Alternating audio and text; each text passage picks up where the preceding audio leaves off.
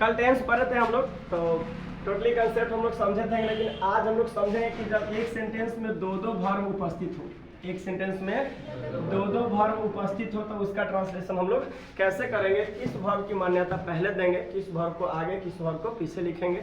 ठीक है, तो आपको सबसे पहले ध्यान देना है कि सेंटेंस पर कोई भी ट्रांसलेशन पहचानने के लिए, बनाने के लिए पहले क्या पहचाना है आपको? टेंस। ध्यान रखिए, मेरा ट्रिक है वो याद रखिए। पहले क्या पहचाना है?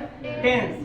दूसरा बात क्या पहचानना है? सेंटेंस। क्या पहचानना है? सेंटेंस। अब टेंस में किस टेंस में सेंटेंस है ये ध्यान रखना चाहिए। अब सेंटेंस 6 किस्म का है, affirmative, negative, interrogative, interrogative negative, question word और क्वेश्चन वर्ड निगेटिव। और में कौन सा सेंटेंस है वो आपको पहचान में आना चाहिए। तीसरा बात, इस सेंटेंस और टेंस, ये दोनों के कॉम्बिनेशन का स्ट्रक्चर आपको याद होना चाहिए कि किस टेंस का है, कौन सा सेंटेंस है, उस टेंस में उस सेंटेंस का स्ट्रक्चर क्या होगा। और स्ट्रक्चर में 3 चीज आपको क्लासिफाइड कर लेना है, सब्जेक्ट, वर्ब और ऑब्जेक्ट।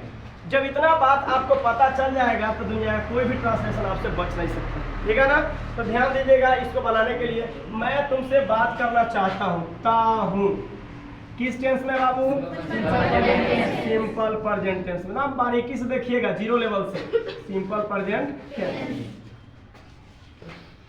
अब मैं तुमसे बात करना चाहता हूँ, एकदम अफर्मेटिव है, सकारात्मक सेंटेंस है, सीधा बोल दिया गया है। तो कौन सा सेंटेंस है?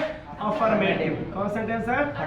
अफर्मेटिव सेंटेंस है। कोई दिक्कत? अब सिंपल प्रेजेंट टेंस का अफर्मेटिव स्ट्रक्चर, टेंस भी हो गया मेरा, सेंटेंस भी हो गया, अब क्या चाहिए हमको? स्ट्रक्चर चाहिए। तो सिंपल प्रेजेंट टेंस का अफर्मेटिव स्ट्रक्चर था सब्जेक्ट प्लस V1 एस या ईएस अपॉन है। ये बताया थे कहाँ एस एस लगेगा, कहाँ डू या डज लगेगा, बैक के क्लास में हम बताए हुए आपको। अब चलिए इस सेंटेंस में और ये स्ट्रक्चर में सब्जेक्ट, ऑब्जेक्ट और क्या सिलेक्ट करना है? वर्ब। तो कौन है सब्जेक्ट इसमें? मैं। काम करने, क्रिया को संपादित करना कौन चल रहा है? मैं। सिर्फ क्रिया संपादित किसको कर रहा है? चाहने का। क्या काम कर रहा है? चाहने का। ये हो गया मेल वर्ब, वर्ब 1 कर दीजिए। क्या कर दीजिए? वर्ब 1। या फिर ध्यान रखिएगा कि जौना वर्ब के साथ उस टेंस का पहचान जुड़ा हुआ है, जिस वर्ब के साथ उस टेंस का पहचान जुड़ा हुआ है, मान्यता सबसे पहले उसी का होना चाहिए। मान्यता सबसे पहले उसी का होना चाहिए कि पहला वर्ब हो गया, ये दूसरा वर्ब हो गया। ठीक है ना, और किस पे? क्रिया का संपादन किस पे बात कर रहा है? ऑब्जेक्ट पर। वो हो गया ऑब्जेक्ट, तुमसे पढ़ रहा है ना, उस पे ऑब्जेक्ट हो गया।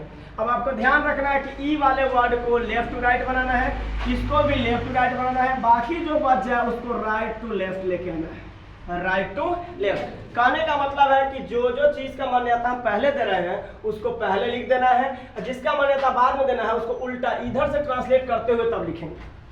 कोई डाउट? समझिएगा। मैं चाहता हूँ, आपका मेन सेंटेंस ये हो गया, मैं चाहता हूँ। क्या बनाइएगा? मैं का आई। अब वर्ब चाहिए, क्या है चाहना का? वन। क्या होगा? और आई के साथ एस यूज नहीं करते हैं। अब ऑब्जेक्ट से पहले एक और वर्ब आ गया, एक और वर्ब आ गया, तो मैं चाहता हूं का आई वांट हो गया। अब इधर से इधर बनाना है, तो बात करना है क्या होता है बाबू? टॉक। किससे बात करना है? तुमसे, तो यू। कोई दिक्कत? अब एक बात सबसे गहराई वाला देखने वाला बात है, जब दो वर्ब एक साथ आ जाए ना, तो उसको कनेक्ट करने के लिए बीच में टू का प्रयोग करते हैं। जब दो वर्ब एक साथ आ जाए तो उसको कनेक्ट करने के लिए क्या प्रयोग करते हैं? टू का। इसलिए यहाँ दोनों के बीच में क्या प्रयोग करेंगे? To. I want to talk, और तुमसे थोड़ा करीबी होकर बात कर रहे आदमी, तो क्या लगा दें इसमें? To you. अपना भी लगाइए तो भी चलेगा, लेकिन टू यू लगाने से एक्सप्रेशन बढ़ जा रहा है। कहने की सभी दिक्कत कैसे ट्रांसलेट करें पता चला? नेक्स्ट में चलते हैं। ईवी सेंटेंस में वही काम करेंगे, पहले पहचानेंगे टेंस। क्या पहचानेंगे? ता है, ती है, ते है। किस टेंस में है? है कि नहीं है? दूसरा है सेंटेंस कैसा है? अफर्मेटिव। क्या सेंटेंस है? अफर्मेटिव का स्ट्रक्चर क्या होता है? Subject V1 S plus object. Clear? अब इसमें हम लोग सब्जेक्ट चुनते हैं, क्रिया करने कौन चल रहा है? तुम लोग। क्या हो गया? ये सब्जेक्ट। क्या क्रिया कौन हो रहा है? चाहने का वर्ब हो गया। ये पहला वर्ब है, ये दूसरा वर्ब हो गया। ठीक है ना? और क्या चीज की तैयारी कर रहा है? क्रिया का संपादन किस पे कर रहा है? परीक्षा पे। तो क्या हुआ? ये ऑब्जेक्ट। तनिक सब डाउट? अब ट्रांसलेट करते हैं, तो पहले इसको लिखेंगे लेफ्ट टू राइट, इसको लिखेंगे लेफ्ट टू राइट, अब आ जाएंगे राइट टू लेफ्ट। ठीक है, इसके लिए आएंगे राइट टू लेफ्ट। तो तुम लोग सब्जेक्ट लिख दीजिए यू, कोई दिक्कत। उसके बाद वर्ब चाहिए। वर्ब क्या है पहले? वांट। वांट का मान्यता क्यों दिया है? क्योंकि इससे टेंस का क्या जुड़ा हुआ है? पहचान। टेंस से क्या जुड़ा हुआ है? पहचान जुड़ा हुआ है।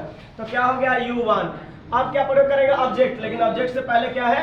एक और वर्ब है। तो हम बोले हैं कि अब यहाँ से ऐसे राइट टू लेफ्ट आएंगे। तैयारी करना, परीक्षा की तैयारी करना है, जान लीजिए वर्ड होता है prepare for the examination.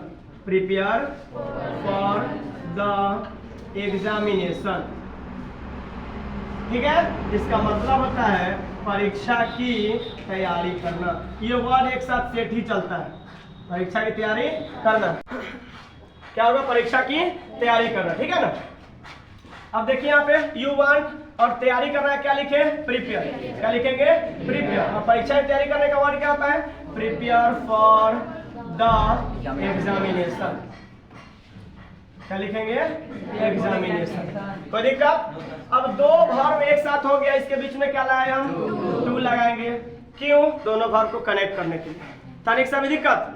Note कीजिएगा इसको, ठीक है, जल्द नोट कीजिए। आगे बताते हैं। देखिए एक और एग्जांपल देखते हैं इसी तरह का, धांसू एग्जांपल।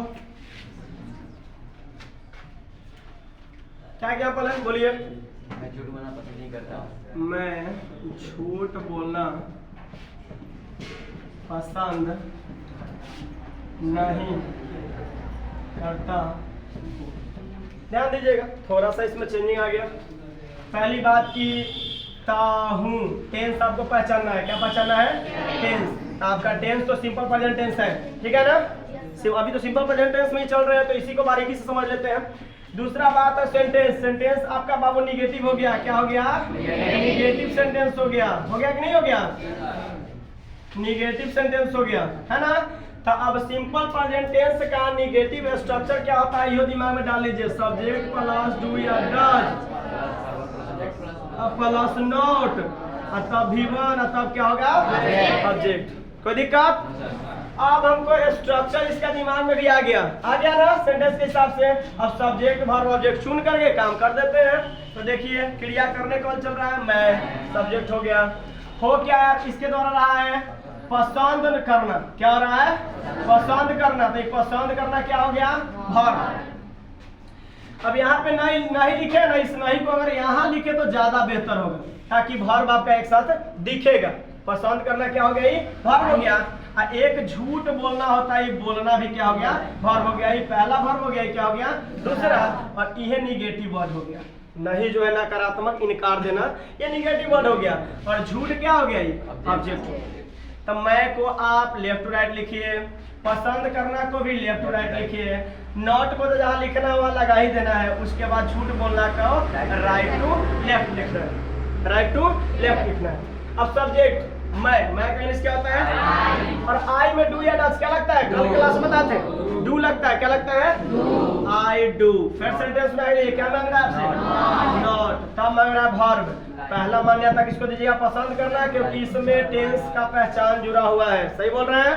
पसंद करना क्या होता है? लाइक। और झूठ बोलना का टेल एलाई होता है। क्या होता है? टेल एलाई। क्या होता है? टेल एलाई। I do not like tell a lie.